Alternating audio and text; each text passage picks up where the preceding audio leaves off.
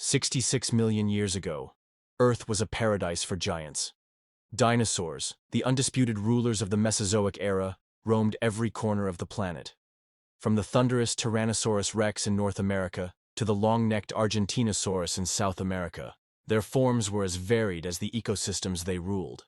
The Earth was warm, humid, and rich in biodiversity. Thick jungles stretched across the continents, while flying reptiles like pteranodons soared above, and marine reptiles such as Mosasaurus hunted in the oceans.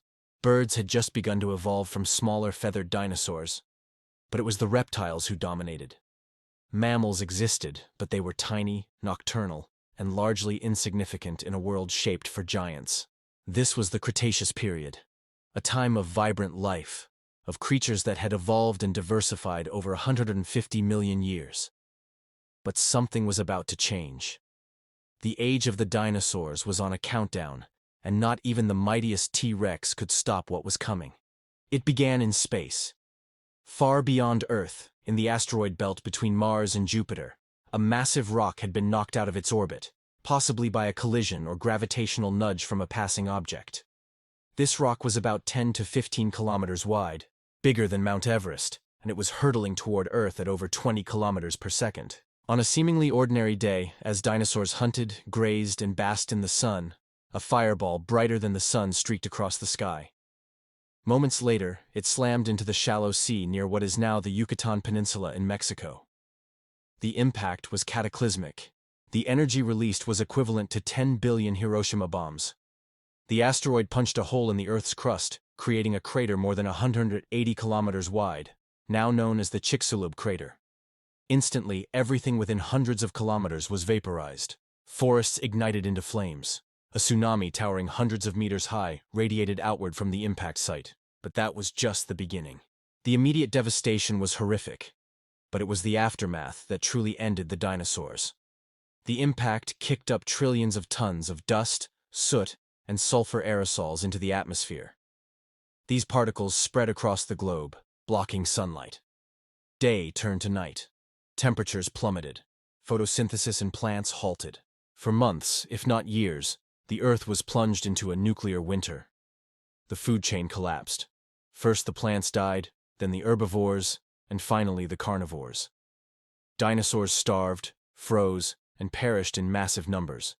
The air turned toxic, the seas acidified, and even the skies rained fire as molten ejecta fell back to Earth. In North America alone, entire herds of hadrosaurs were buried in riverbeds, their fossilized remains telling a story of sudden, brutal death. Around the world, extinction swept across ecosystems. It is estimated that 75% of all species on Earth vanished, and yet, in the shadows, something stirred. In underground burrows, in the hollows of trees, beneath the ocean's surface, some creatures endured. Crocodiles, turtles, and small mammals managed to survive, likely by sheer luck and adaptability. These creatures were small, required less food, and could endure colder temperatures. Among them were tiny, shrew-like mammals, our distant ancestors. These mammals had existed in the dinosaur era for millions of years, often hiding during the day and foraging at night to avoid predators. When the giants fell, the era of small creatures began. Insects, fungi, and scavengers thrived on the decaying world. The massive ecological vacuum left by the dinosaurs allowed new forms of life to evolve and diversify. Nature had reset, and evolution was about to chart a new course. As the Earth began to heal, the skies cleared, and sunlight returned. Plants regrew, forests came back to life, and the surviving species began to spread. But the world was forever changed. The age of the dinosaurs was over. The Cenozoic era, the age of mammals, had begun. Mammals, once tiny and inconsequential, began to evolve rapidly. With no giant reptiles to compete with, they diversified in form, behavior, and size. Some became herbivores, others predators. They began to occupy ecological roles once held by dinosaurs.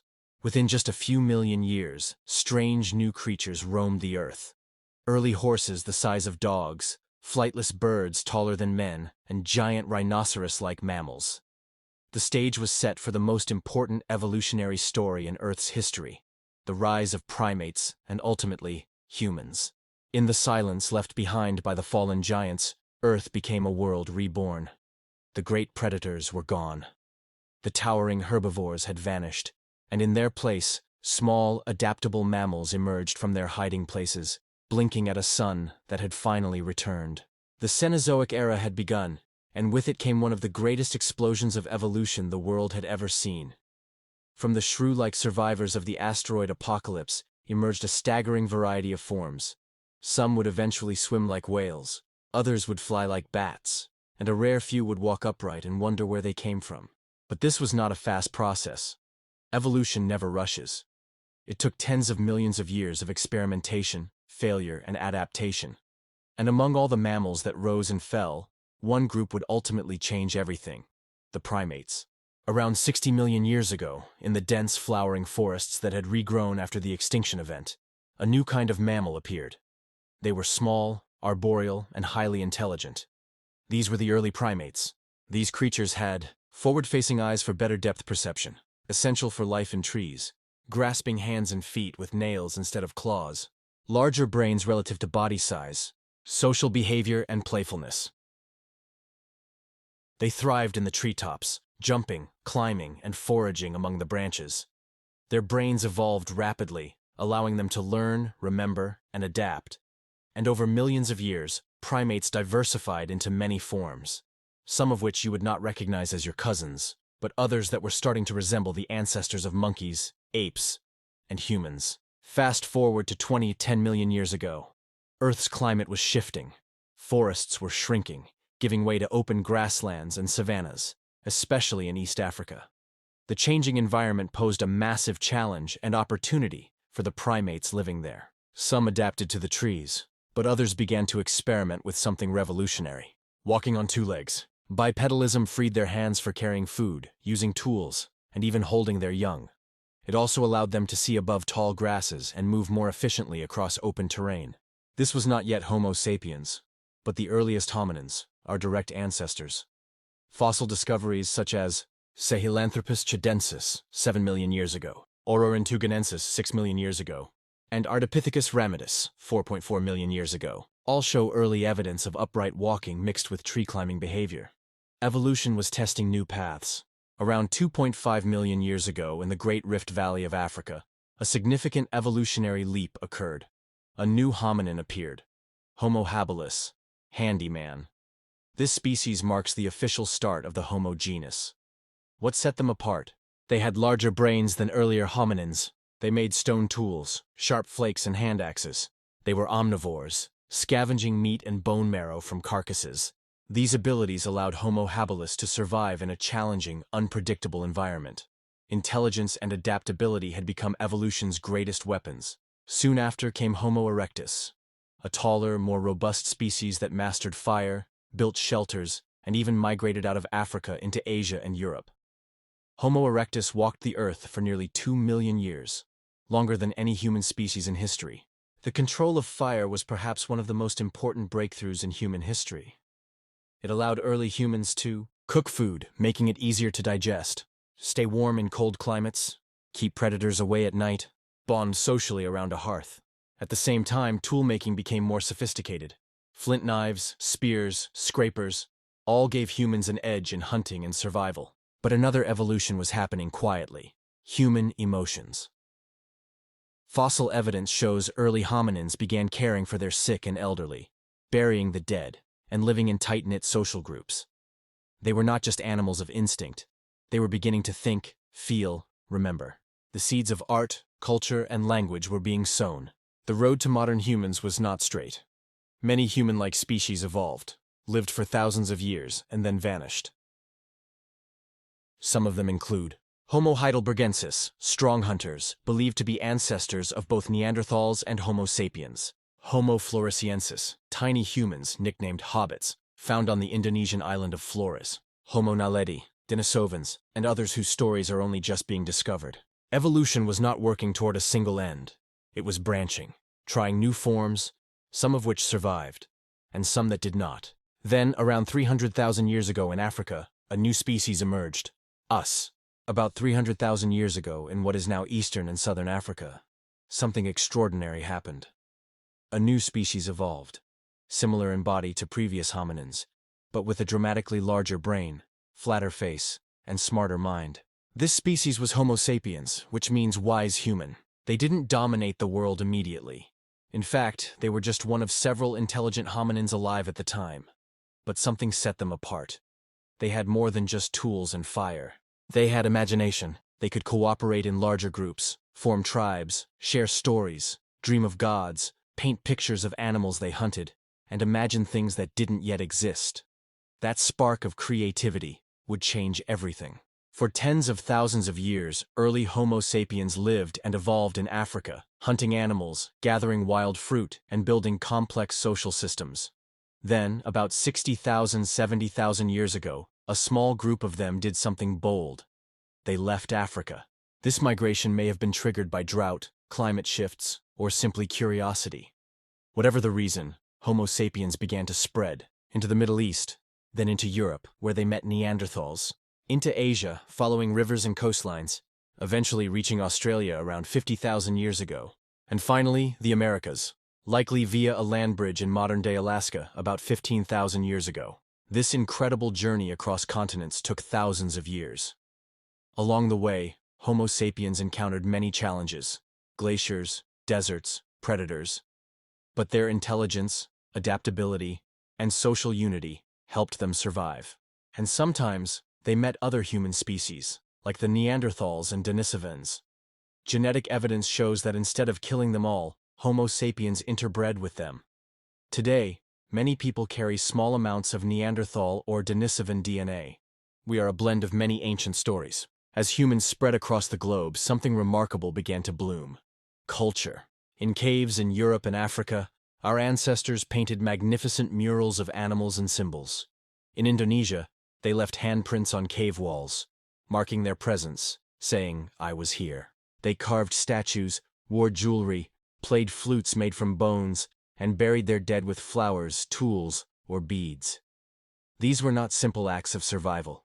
These were acts of spirituality, symbolism, and self-awareness. Language likely emerged around this time. Though we have no recordings, the structure of human society and cooperation suggests that complex language, with grammar, memory, and storytelling, was in use by at least 50,000 years ago. Through stories, humans began to pass down knowledge, warn of dangers, and dream of futures. For the first time in Earth's history, one species could communicate across generations with words. We had become fully human. For most of human history, we lived as hunter-gatherers, nomadic tribes moving with the seasons, following herds and rivers. But around 12,000 years ago, something transformed us forever: agriculture. In the Fertile Crescent, modern-day Iraq, Syria, Turkey, humans began to cultivate wheat and barley. Soon after, in China, people grew rice and millet. In Africa, sorghum and yams. In the Americas, corn, beans, and potatoes. This shift to farming allowed humans to settle down, build villages, and store food. Populations grew. Societies became more complex. But agriculture also brought challenges: disease from crowded living, inequality in land ownership, hard labor, and risk of famine. Still, the benefits outweighed the risks. Permanent settlements led to cities, temples, laws, and eventually civilizations. By 5,000 years ago, humans had created complex urban societies. Mesopotamia, Sumerians, gave us writing, wheels, and laws. Egyptians built pyramids and practiced astronomy. Indus Valley cities like Mohenjo-Daro had sanitation and trade. Chinese dynasties developed silk, bronze, and early philosophy. Mesoamericans built pyramids and tracked stars long before Europe knew the world existed.